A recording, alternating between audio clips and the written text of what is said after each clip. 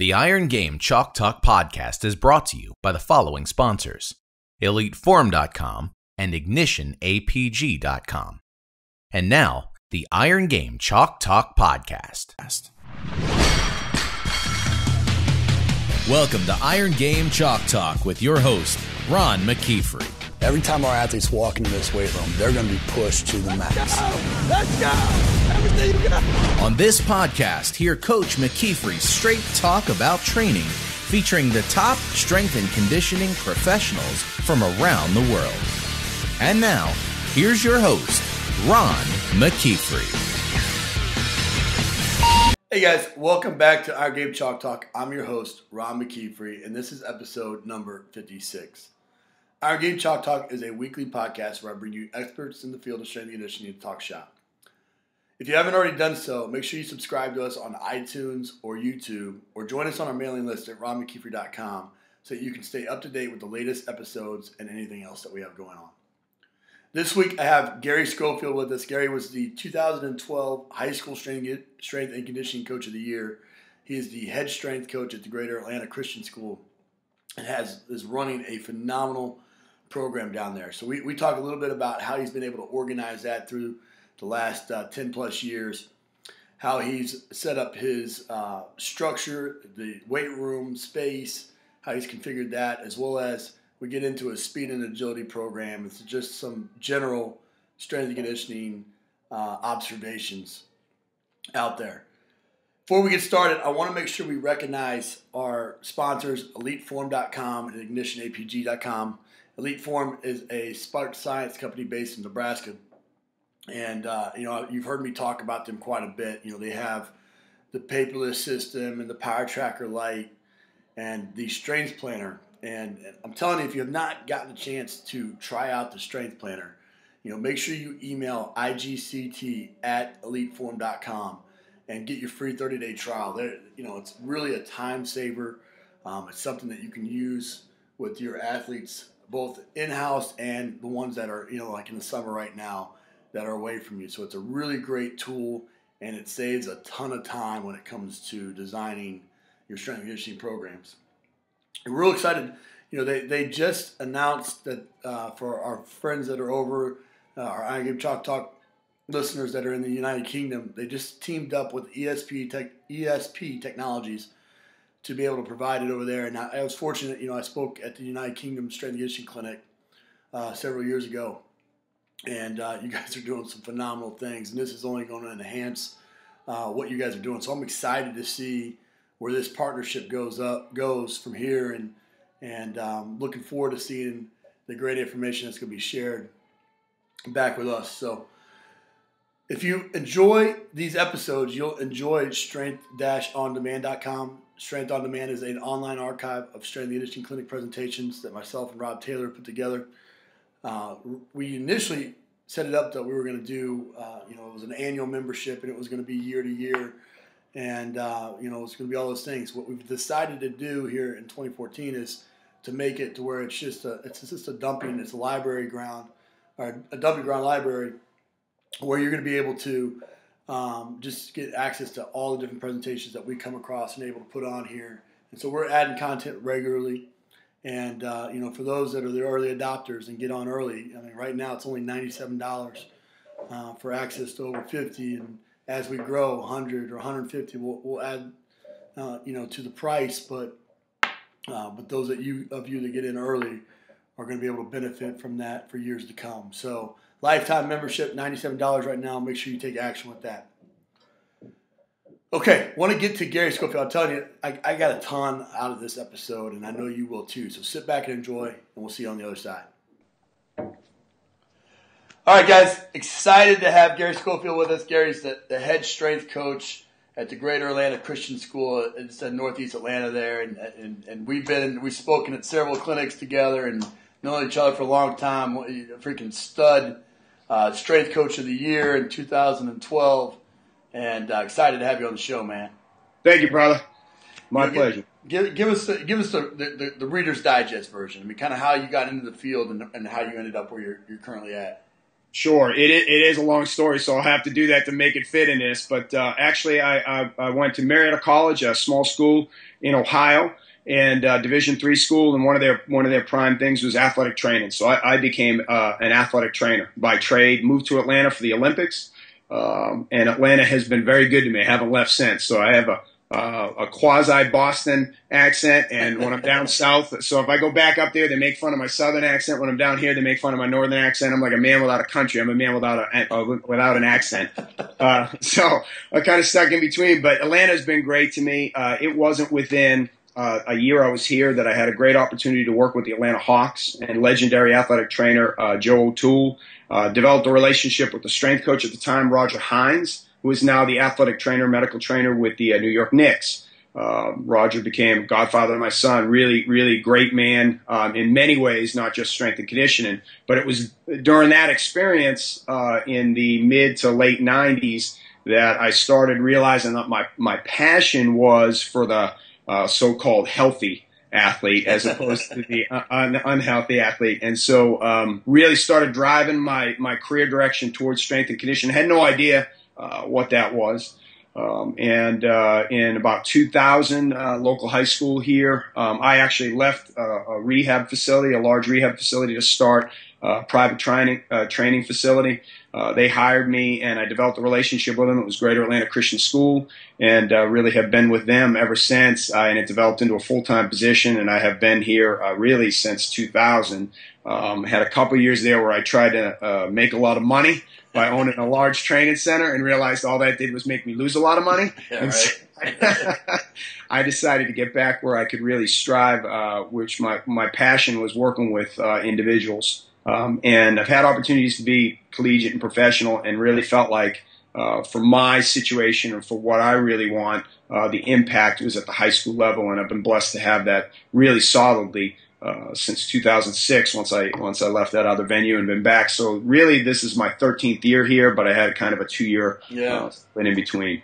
I tell young coaches, we have 11 interns. I know you have an intern program, and and I tell them every year that the hidden gem to me is high school strength and conditioning, just because of the impact that you're able to make, most importantly, but also the opportunity. If we can through these organizations somehow mandate it that every high school have a strength coach, think about the number of jobs that would be. Oh yeah, and it's in high need too, isn't it?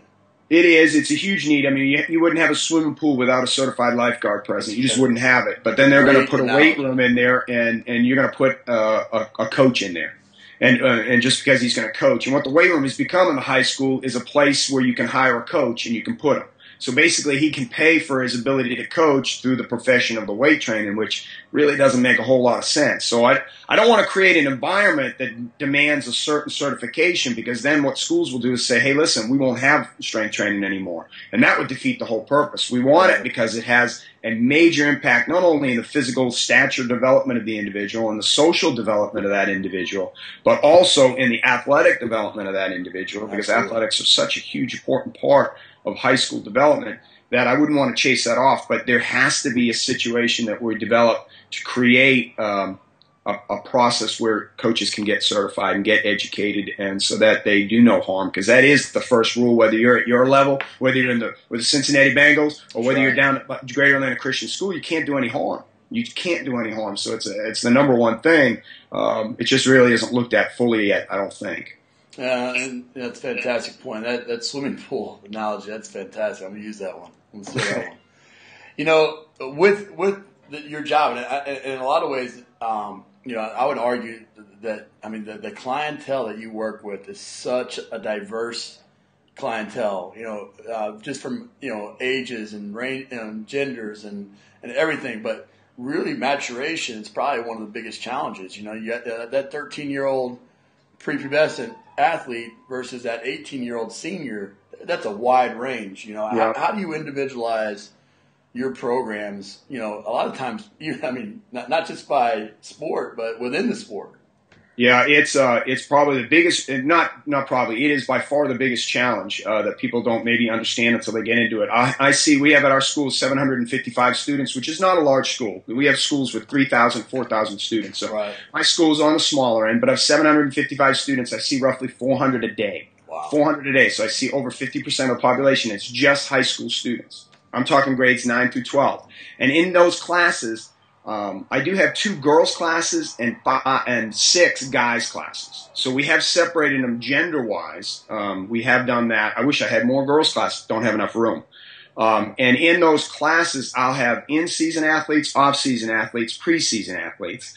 I have athletes that are 9th graders, 10th graders, 11th graders, and 12th graders. I have athletes that have trained for several years and have never trained before. And in the mix of all of that, I have athletes that have never, non-athletes, just kids that are coming into the class. I have Chinese foreign exchange students in the middle of the class. So you're going to have to create an environment that meets the needs of that individual, that meets the needs of the coaches, because all of a sudden I'll have a football coach that wants there's off-season athletes to do X, but meanwhile that athlete is in baseball season and he's in the middle of a playoff run, and he needs to do Y, and so I need to start balancing those things off, and it is an incredibly difficult situation to do.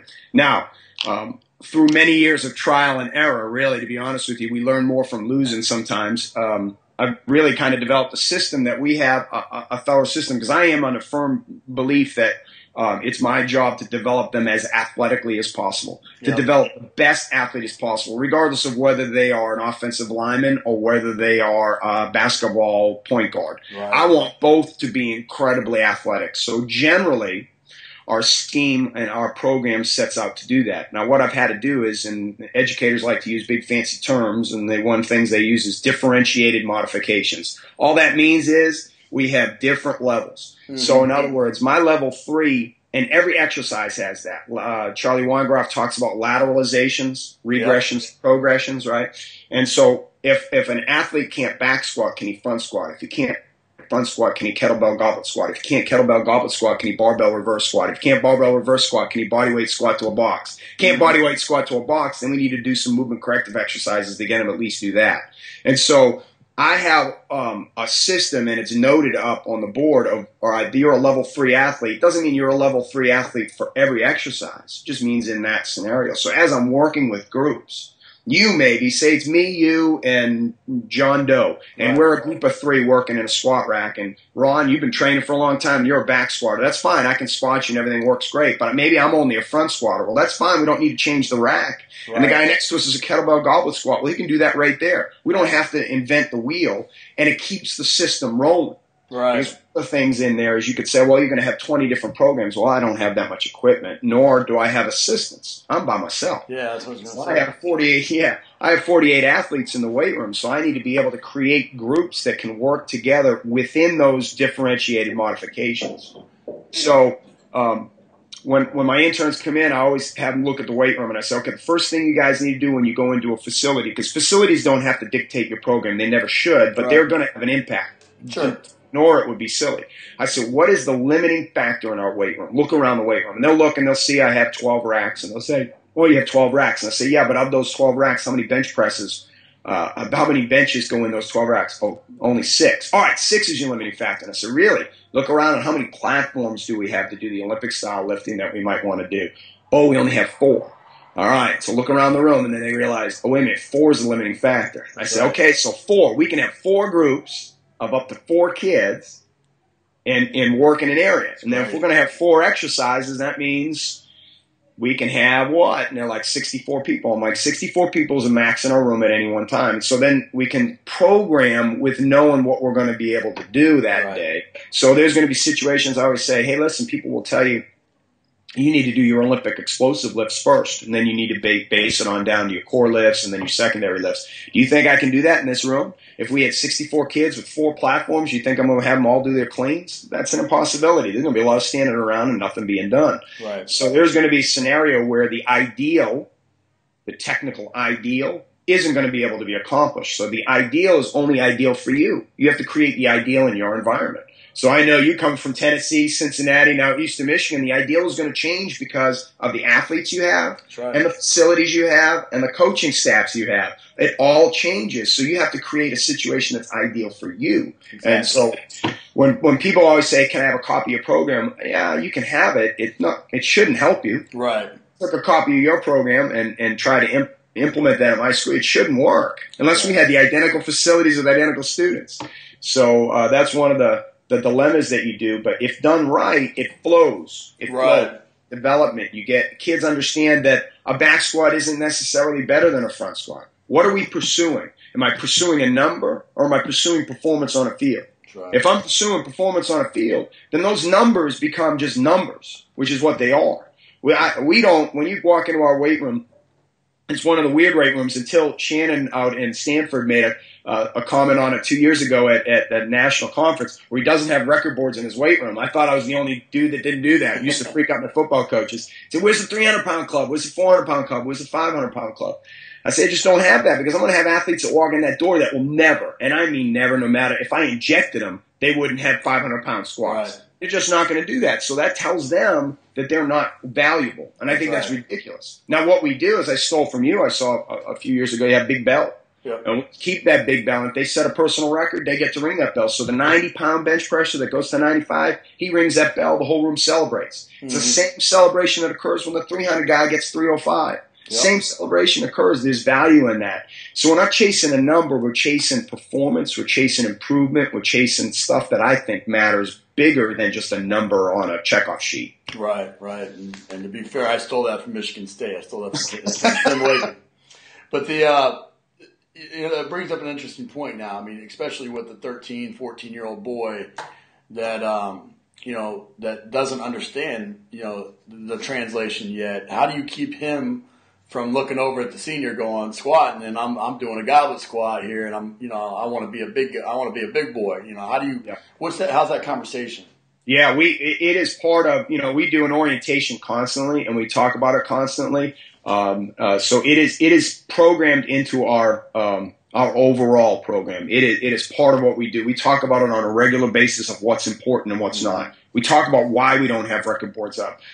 If you walk into my weight room and you ask my athlete how fast he is, this happens several times. I have two DB cornerbacks that are high D1 level prospects. High. They can pretty much pick where they want to go. Right. I've been blessed to have them around. And I had a D1 coach, I'll leave his name nameless, walked in and said, so how fast are you? And he said, well, I ran a 1.47. And the coach kind of went, no, how fast are you? And he said, well, I ran a 1.47. He goes, no, I want to know how fast you ran your 40. And the kid looked over at me.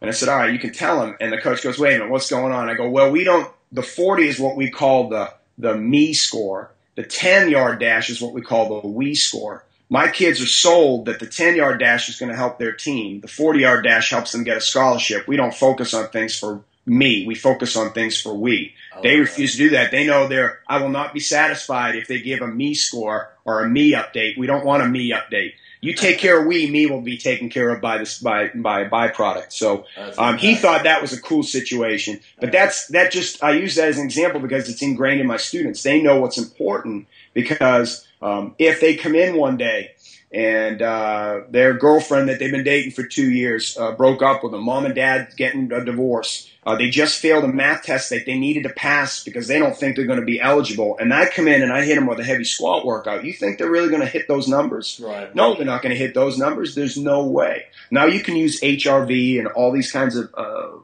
systems, and we're actually looking at integrating some of that in there. But the kids have to understand that I'm here for them to improve. And I got to understand that there's certain scenarios and certain environments that they're not going to do extremely well if it's just number based. So here's what you need to do today. Yeah, I know you're a back squat or a 505. I know that. But you're not functioning real well today. We're going to do this today because this will allow you to function better on Friday night, which is where you need to be functioning. Yeah. And they know that that's what's going on in that weight room. And, after, they trust me after a period of time, that I have their best interests in mind, not my best interests in mind. And then it just flows into the program. Well, it's amazing. And it's a critical point is that, what you stress as a coach, what you place importance on as a coach, is what will permeate through the team. And just because sometimes that's the easy way. Yeah, throw up abnormal numbers and point to an athlete that you coach that did it, and I can get you there. That's an easy approach, But taking the time to really educate an athlete and have them believe and trust and all those things is fantastic. You talked a little bit earlier about training the multi-sport athlete. Yes. I would imagine that, you got the football player that plays basketball, that plays baseball, that maybe swims in the summer, What, you got an athlete that's always in season, What's the development of that look like, or what's the approach that you take? That is really difficult. We have our off-season program, which is a 4-day-a-week program in the weight room. We do all our speed and agility and supplemental type training after school. So the weight training program in school, the class that we have, is really the fundamental strength training component. So that's a 4-day-a-week program for the in-season athlete. And that's slightly different to each sport. But for the in-season athlete, they have to do at least 2 days a week. We've worked it to where there's 2 days. Now you're going to say, well, they're in your class another 2 days, but we've created recovery days in those 2 days. Okay. So on the recovery days are a mix of both movement corrective exercises, mobility and stability drills. So work a lot of hip mobility. Work a lot of ankle mobility, because I know you see it on a regular basis when you get a high school athlete that comes to your level. Hip mobility, ankle mobility is horrific because all they focus on is lifting a lot of weight. And meanwhile, they can't do it the right way. So we do a lot of hip mobility, ankle mobility. We're doing a lot of stability drills, a lot of core stability drills, core mobility drills. We work on that the other 2 days. So the in-season athlete is still lifting with intensity, still lifting with volume, subject to where they are in their in-season plan. So as the playoffs approach, obviously volume is going to maybe slightly dictate a lessened volume, but the intensity remains the same. It's a challenge for some of my coaches early on. They want to decrease the intensity and the volume, and then you're actually doing nothing. Right. And so I think you're actually putting them in a position to be more injured. And I always tell them, listen, it doesn't matter what they squat, doesn't matter what they run, doesn't matter how high they jump. If they get hurt, they're standing on the sideline. They're not helping anybody.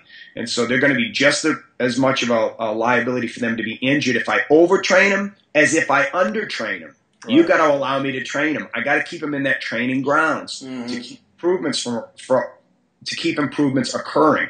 The minute that you undertrain them, thinking you're protecting them, I think you're putting them at just as much of an increased risk of injury. So coaches believe in that a little bit. So that seems to work. Sometimes when we're early season, some sports will say, hey, listen, we can go 3 days a week training, and that's fine. But we tend to do four days off season, 2 in season. Now the guy that plays multiple sports, is he going to be doing 2 days a week all the time? That's why we mix in 3 and 4 when we can. Yeah. When we can, depending upon their, so it might be early season when they're playing non-regional games. They're going 4 days a week that week. Right. So, and I don't have to tweak a whole lot because the intensity's staying the same. So they could be working with an off-season athlete and focus and flow in really well. I would assume then that the format of your lifts are all about the same.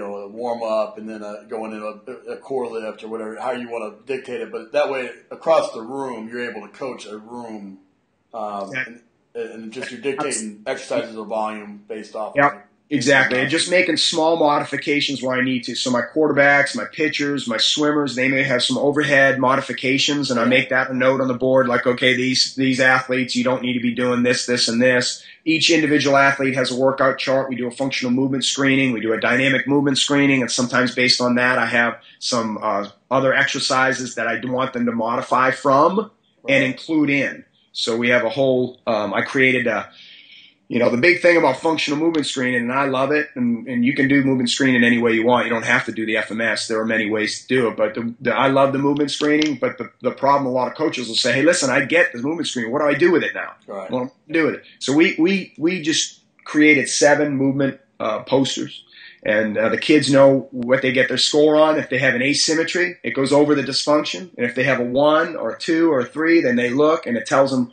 what area to go to. Oh, I need to go to self-myofascial release, mobility drills. I need to do some stability drills. I need to do some motor patterning drills.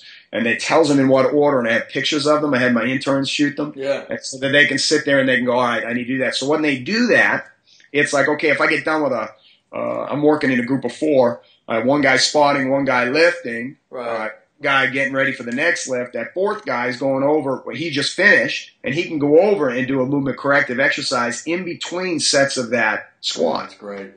And so rather than taking them away, because too many people with the movement stuff is they take away the strength, and then they're just working movement correctives, and I don't know what that's doing. And so, or they do it as a warm up, which would be great. But in the high school, I have 15-minute classes, 5-0, which means by the time they get up there and change, and if I give them time to change out, which I need to, because believe me, I cannot make them late for English class. I make them late for English class, my administration hammers me. I can't do it. Right. So I got maybe 32 minutes to get a workout in. Gotcha. And so I'm cranking every moment I can. So I can't have this large, elongated group warm-up that's going to work in movement corrective exercises. That's not going to work in my environment. So we've done it a slightly different way to still get advances. No, that's fantastic. That's you talked a little bit about the weight room organization. How big of a facility do you have, and then how big are these class sizes that you're coming in? And I want to take one step further with you got a unique situation with a private school, and you've been able to kind of dictate. Maybe if you were in a public school setting, how would you go about getting this weightlifting class or this strength training class, and out of the you got 4 days. What's going on the fifth day? Yeah, we have a. Well, let me tell you about facility. Let me tell you organization, and then I'll tell you how the classes go around our state, anyways, in the South. And that'll help you. Sure. You understand that a little better. I have an 80 by 60 square foot plan, and about 8 years ago they built this. When I was working at that other facility, thinking I was going to make a ton of money, they asked me, "Hey, we're going to build this facility. Would you design it for us?" So one of the major advantages were the facility I'm in now, I designed, so it fits what I like. But I have a 30-foot by 80-foot turf section, a 30-foot by 80-foot tiled flooring section for my lifting, and so I have a pretty good area. We have 10 racks on one side, platforms, benches. So it's a really good setup for us. I see about 48 kids per class. I have 8 classes a day. There's 7 periods, but I also see what's called a period 0, which is a before school period that they actually get credit for. They come in from 6:30 to 7:15 in the morning. That's a full class attendance. They do everything I do in my other classes. Those are for the kids that are like high achievers taking a ton of advanced placement classes that couldn't fit my class into the schedule, or the kids that are struggling, that need help during the day and they couldn't fit my class in during the schedule. So they can come before school and get that all done. So it is I basically have a half hour for lunch, and that's about it. So I'm going all day. And then after school is where we build in speed and agility twice a week. We do a training twice a week. We do some team development things twice a week. We do yoga midweek on a Wednesday, yoga for athletes, and try to do a recovery day for them during that time. Recovery is a big component of our program. So that's kind of the system that we have set up and the organization. So I'm blessed with a really nice center that flows really well. Are the teams? I don't mean to cut you off, but is it like football's coming at 8 o'clock, or is it a mixture of sports? It is, yeah. The only separation is girls and guys. So I have a girls class and a guys class amongst those 8. Okay. But then the rest of it, because it would be too difficult scheduling wise to have all the football guys, because for 2 reasons. One, it's hard to get them all free period 1, because they might be taking AP math, and that's the only period it's offered. Gotcha. So it's almost impossible to do that. But B, then what does the football baseball guy do? Which period does he go? Does he go football? Does he go baseball? Right. It doesn't flow that way. So that's what makes that differentiated modifications that we talked about a few minutes ago so important, because every class that comes in there is the only thing that's going to be separated is gender. Otherwise, I have football, baseball, track, lacrosse, a combo sport, non-athlete, all in there at once. 9th, 10th, 11th, and 12th grade, all at once. They're not even separated grade-wise. So you really have to have a good system to make all of that flow. So on the outside, it looks incredibly confusing from like setting it up. But once you set it up, you know how it is. When you set up a program, if it's organized, it flows. Right. That's the key to that. So, and I have to keep my eyes on certain things in that room. So we make it work that way. So that's kind of the flow of that system. We have what's called a modified block schedule at our school, which means Monday, Tuesday, and Friday, I have 50-minute classes. There's 7 50-minute classes a day. Wednesday and Thursday is slightly different. Wednesday and Thursday are what's called block schedule. I will have 4 periods on Wednesday and only 3 periods on Thursday, and they're 90 minutes in length. So I'll either have the Monday, Tuesday, Wednesday, and Friday, or I'll have them Monday, Tuesday, Thursday, and Friday. I'll not have them one day a week because that's how they split the schedule up. Now, that schedule's designed to allow scientists to have labs and stuff like that they need some extended time. It's weird in my class and my mindset to lift them for 50 minutes, 90 minutes, 50 minutes. Yeah. It's just like that overkill. So what we do in that period of time is I take the first 20 to 25 minutes. And it's an education class, so we're going to educate them on nutrition. So every other week they get a nutritional lesson. I've broken it up. We have 18-week semesters, so they have 9 nutrition lessons that build on each other with assignments. That's great. We integrate technology. We use apps, and they have to download and monitor and track their food intake. And we create a whole program for that. And then every other week, I'm at a Christian school, but we do character development. And so we integrate the Christian character development every other week. It could generally be a character development module, but I think that's important. I think that's as important as anything I do in the entire program. Absolutely. Kids know that. They'll tell you. They say, what is the most important part of GACS strength and conditioning? They better tell you it's the character development because I say it so many times. Besides that and hip hinge, I'm not sure which I say more. I say something enough. So we do that and we build that in, and then we go into our workout. So when they come in on those block days, they come in, they get right on the turf. I have a pulled down screen and an overhead projector. We run. I try to have other speakers, or I'll take videos from other people so that I'm not having to listen to my voice all the time. Yeah. And so we build that in. The only time we don't do that is I learned this from Jeremy Boone. He taught me. He said, "Listen, why do athletes? Why are they training?" It's not to compete. I mean, think about why did you get involved in sports? It's because it's fun. Yeah. And then he said, well, why do you coach? Because it's fun. It ain't for the money. It ain't for the fame. It's because it's fun. Right. And so he said, okay, well, you guys are great at programming everything. You got your hypertrophy schedule. You got your sets, your reps, your volume, your rest intervals. Tell me where you program fun. And I said, well, this exercise is fun. And he goes, no. Don't tell me what's fun for you. Tell me where you've programmed fun for the athlete in. And I thought, oh, crud, I really haven't. So what we do is on our deload weeks, we kind of have Joe Kane would probably get upset with me. I've tweaked his program a little to fit our needs better. But I use his program. We have a deload week in there. So for 2 days a week, we're lifting. But the other 2 days, we've programmed fun in there. And we actually let the kids create games. And so the games that they've created, when you look at from the outside, you just see this game going on. We have an indoor and an outdoor version depending on the weather. And they had to create the rules. They had to create the game. They had to create the environment. I had to give the okay on it.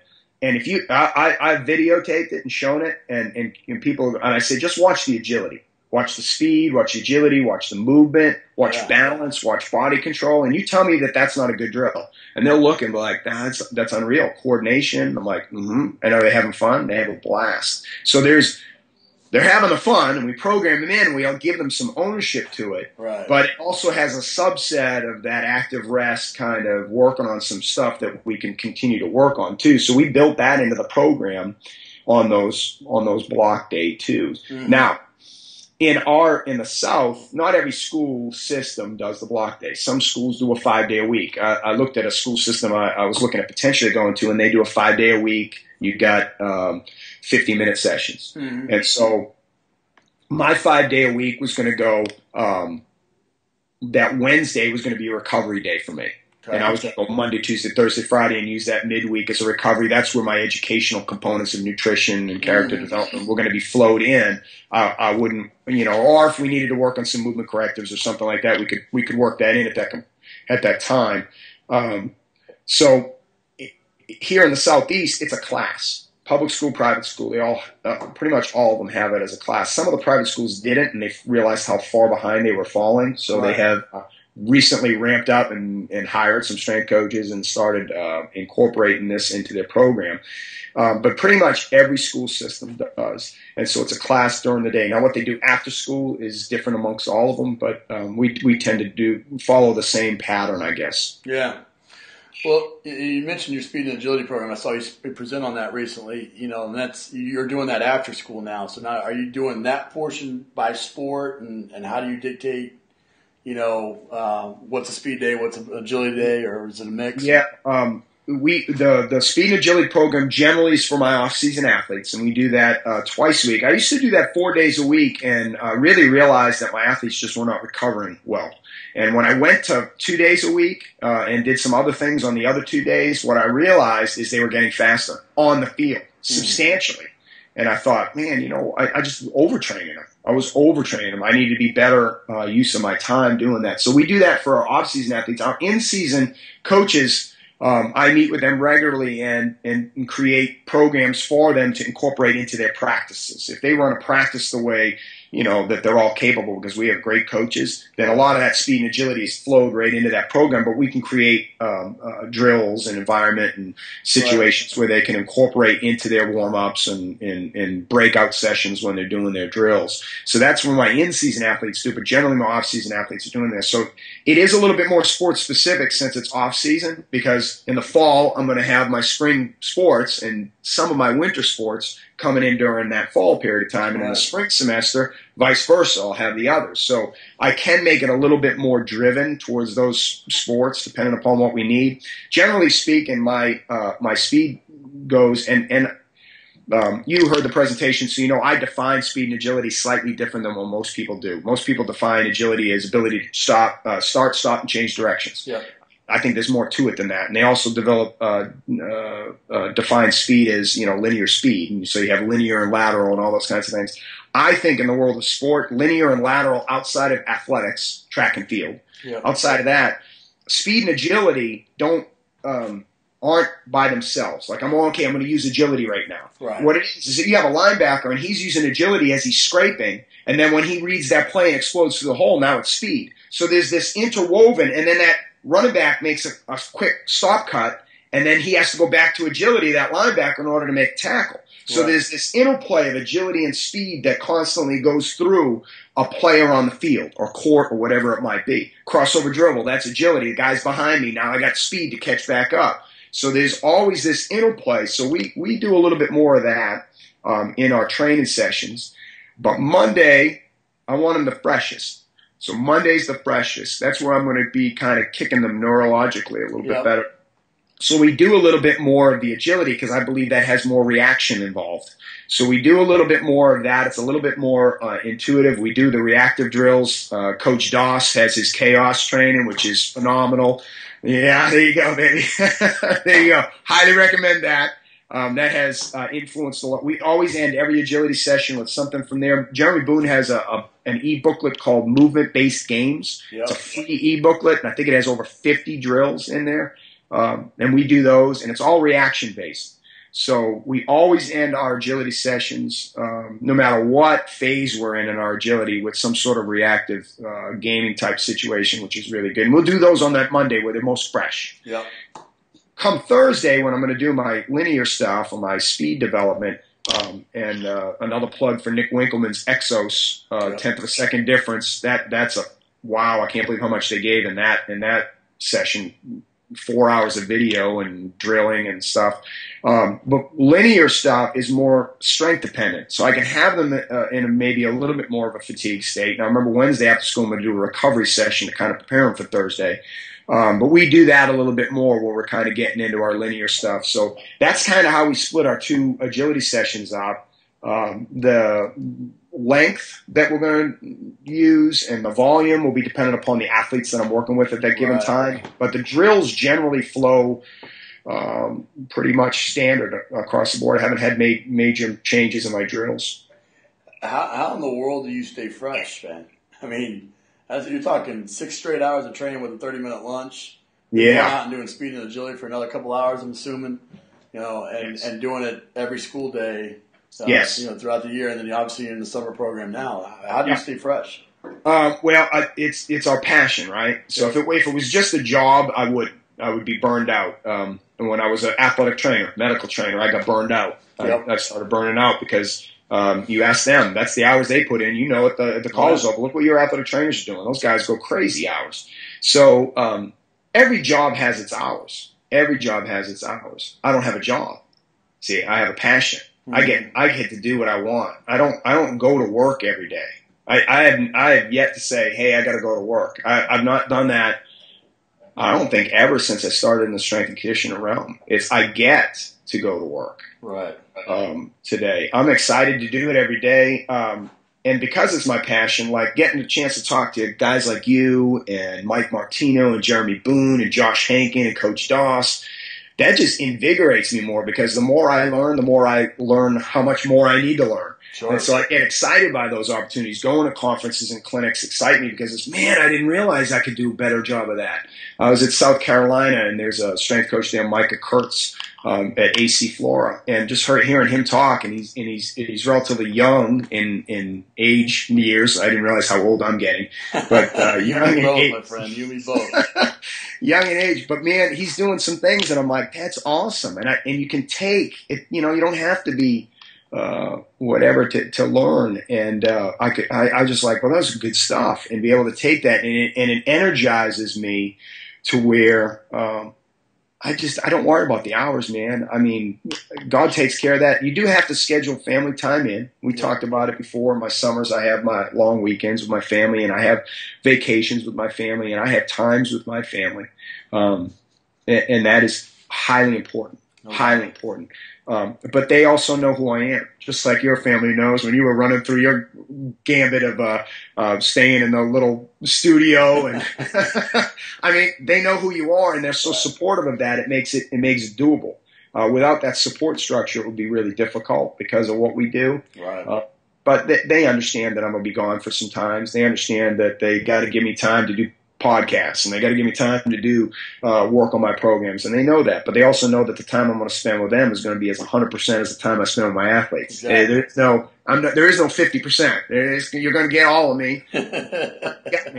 And I think that's the way you stay fresh. I mean, I would assume it's the same way with you because you're putting in, insane hours, and interns put in insane hours. If you're not, you won't last long. And you'll be a 1 or 2 year coach, and you'll be going doing something else. You won't be around very long. Yeah. Yeah. Well, I just had this conversation with Donnie earlier. You know, it's such an important. The time that you spend, it's got to be quality. It's got to be memorable. And so that's what I tell my wife, and we always talk about it. That when I'm home or when I'm with the kids, I'm creating memories. You know, that need to fill some of the voids where I'm not home. And I really challenge myself that way. And so, but you're right. It's somehow it works, right? You know, it is. And it does. You know, my kids, they get it and they understand and they love it, and they love being a coach's kid, and that's a pretty neat deal. Well, man, I know we're on a Saturday here, so I know you're with your family, and I want to get you going, but we always kind of end this with a couple of resources and things. Give us a motivational quote that you either have up in your weight room or something that you live by. Yeah. You know, we talk about different things in the weight room, and with a Christian background that we have, I can do all things through Christ who strengthens me. It permeates our weight room, permeates what we do. We talk about I can do all things. Doesn't mean that you're going to succeed in all things. It means you're going to do all things. So you give everything you can. You let winning and losing. Sometimes the ball bounces because it's funny shaped. The ball bounces different ways. It doesn't change to what you do. Outside factors don't change what I do. It doesn't. Wins and losses don't change what I do. You're going to get everything I got every moment, no matter what the weather's like, no matter what the opponent's like. So we utilize that a lot in what we do. No excuses. Just do all you can do. Yeah. So that's probably one of the things that you would see permeating there on our racks. It's on our walls. Really kind of gets that. And we broke that down. You see that a lot in We Will. That's kind of broken down into the 2-word thing our kids use a lot is we will. So we talk about that a lot. So as far as resources go, book that you read or websites, apps. Yeah, absolutely. We mentioned a couple here with Coach Doss, Jeremy Boone, Josh Hankin, DVRT with his sandbags. It's more than just sandbags. but his system that he's developed, those three things are pretty huge and vital. I stole something from Charlie Weingroff, physical therapist and noted physical therapist, strength coach. He always carries with him in his book, something for me, something for you, something for fun. When he talks about 3 books. And so something for me, I know you just finished strength coach Jeff Connors' book, A Calling. That's a great book for any strength coach to kind of know why he's doing what he's doing. Dan John's Never Let Go, a great book. Obviously, my Christian Influence, the Bible, is a major component, or books that are related to it. There's Francis Chan wrote a book called Crazy Love, will really challenge. That's probably the one that I just finished recently. That will challenge what you think of that word love, because as coaches in macho world of athletics, that love thing we throw around in a weird way, or maybe we don't embrace really what it means. Yeah. And it's really challenged me to people that I don't like and don't agree to, of how to love them. And that was a kind of an earth-shattering moment for me. So maybe that will impact the way I deal with athletes that I struggle with, right? Because as coaches, we don't like all athletes the same. So, how do I deal with that athlete that just drives me crazy when he walks through the door? That book has really helped me a lot with that. And then for you, I think that the key book is Super Training. If people haven't read that, and you're going to have that with you all the time, Mel Sipp, because I think I can only read about 5 pages before it blows my mind up a little bit. 5 pages. And so, but that's a key book. If you haven't read that, I don't know what you're doing. You need to read that book. Movement. If you're just getting into that whole movement screening thing, Athletic Body and Balance is probably kind of the base tech. That's not even a text. It's a little book written a little bit on the lower end of things, but movement is the textbook that he has, Gray Cook. I think that is a key thing. Velocity-based training, Brian Mann's kind of e-manual that he put out there. That's really good. Yes, we just added Tendos into our system, and that's been one of the best things that we've ever done. Really, really pushed that. Vern Gibbetta's Athletic Development, Jim Wendler's 531. All those books are, I think, phenomenal to really kind of shape what you're doing. And then I think you ought to have something for fun. So if you peek into my book a little bit, I had the fortunate to work with WCW Wrestling when they were in existence. I did medical training for them. One of my claims to fame, I have a video, is and Charlie Weingroff is bugging me routinely because he wants to see this video. They used to have Monday Night Nitro. Yeah. It was a Monday night show. There's Raw now with WWE, but Monday Night Nitro. And there was one in Birmingham, one of the first ones, and the NWO, Hulk Hogan, Kevin Nash, Scott Hall, broke into the ring and were beating up Macho Man Savage. And I was sent to the ring, and I get in the ring a little too soon, and they decided to beat me up a little bit. So one of my claims to fame is my body getting smashed around the ring a little bit. So wrestling, I've always kind of geeked about that a little bit because I know some of those guys behind the scenes. So I have In the Pit with Piper, which is Roddy Piper's book. Yeah. I got that going on right now, just reading that for fun. So I get that for fun. That's my fun thing that I have. When I get a second, I try to read that a little bit. But that's kind of some of the books that you'll see in my bag as I'm reading through them. That's awesome, man. Now I'm going to start hitting you up for that video too. I got to check that out. Well, great, man. I've really enjoyed this, man, and you're one of the all-time greats, and doing so much and giving so much back as well. And so, truly appreciate you being free sharing there with all your information. And we'll link up your social media and stuff like that if everybody wants to reach out to you. I know you've always been helpful for me, and I'm sure you would for anybody else as well. Absolutely, brother. Thank you, man. Thanks a lot, man. That's it for this episode of Iron Game Chalk Talk. Thanks to this week's guest as well as our sponsors, EliteForm.com and IgnitionAPG.com for bringing this episode to you for free. Make sure to check out RonMcKeefery.com where you can join our mailing list, find the show notes, including all the links and resources mentioned, and information about Coach McKeefery's other products. While you are there, please join Coach McKeefery in the comments section thanking our guest for sharing. If you haven't subscribed to Iron Game Chalk Talk on YouTube or iTunes yet, make sure to do so. Comments, ratings, and reviews are always welcome. Coach McKeefery can be found on Twitter at @RMcKeefery, on Facebook and YouTube at /Ron.McKeefery. That's it for this week. Be sure to check back next week for another great episode of Iron Game Chalk Talk.